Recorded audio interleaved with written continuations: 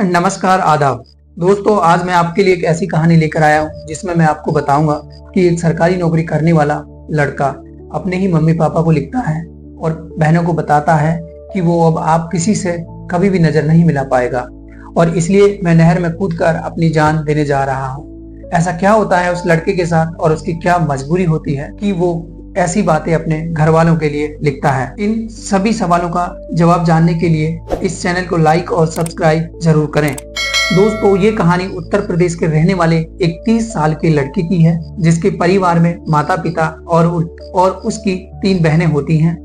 इकलौता बेटा होने की वजह से परिवार के सभी सदस्य उसको बहुत ज्यादा प्यार करते हैं और सबका चहेता होता है। लेकिन एक दिन उस लड़के को सोशल मीडिया से ऑनलाइन गेमों का पता चलता है और वह लड़का ऑनलाइन गेम खेलने लग जाता है। कुछ ही दिनों के अंतराल में लड़के को ऑनलाइन खेल खेलने की लत लग जाती है और उसको कुछ समझ नहीं आता है और जब तक वह लड़का कुछ समझ पाता है तब तक वह लगभग 3 से 4 लाख रुपए अपने खाते से निकालकर इन ऑनलाइन खेलों में हार जाता है, जिससे वह लड़का परेशान हो जाता है और उसको कोई रास्ता दिखाई नहीं देता है और वो घर से गायब हो जाता है। साथ ही ऑफिस जाना भी छोड़ देता है, जिसकी वजह से उसके घर वाले परेशान हो जाते हैं। तभी वे थाने में गुम होने की एक रिपोर्ट लिखवाते हैं और कुछ दिनों के बाद पुलिस को नदी से एक 25 से 30 साल के लड़के की लाश बरामद होती है, जिसकी शिनाख्त करने के लिए जब पुलिस उनको बुलावा देती है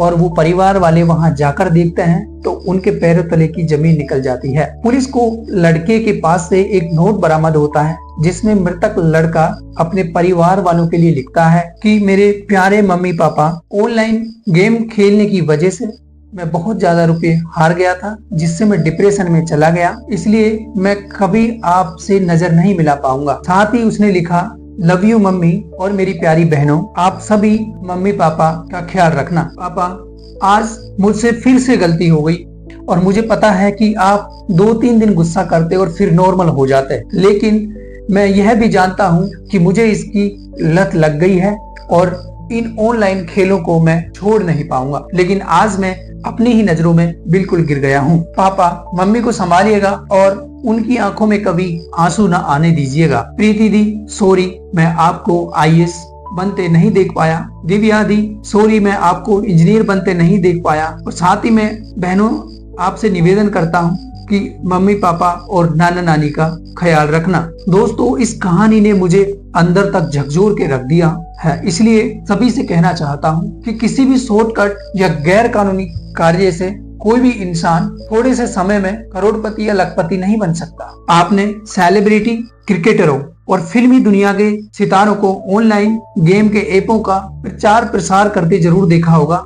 साथ ही आपने ऐसे विज्ञापन देखे होंगे जिनमें एक कुछ ही दिनों के अंतराल पर लाखों करोड़ों रुपए कमाए जा सकते हैं। इसी भारी भरकम प्रचार प्रसार की वजह से वर्तमान समय में हमारे देश में इन ऑनलाइन खेलों की लोकप्रियता बढ़ी है, जिसकी वजह से प्रतिदिन न जाने कितने लोग इसमें अपना जीवन बर्बाद कर रहे हैं। इसलिए मैं आप सभी से एक बार फिर से निवेदन करता हूं, किसी भी भ्रामक प्रचार या प्रसार या जानकारी से सावधान और सतर्क रहें।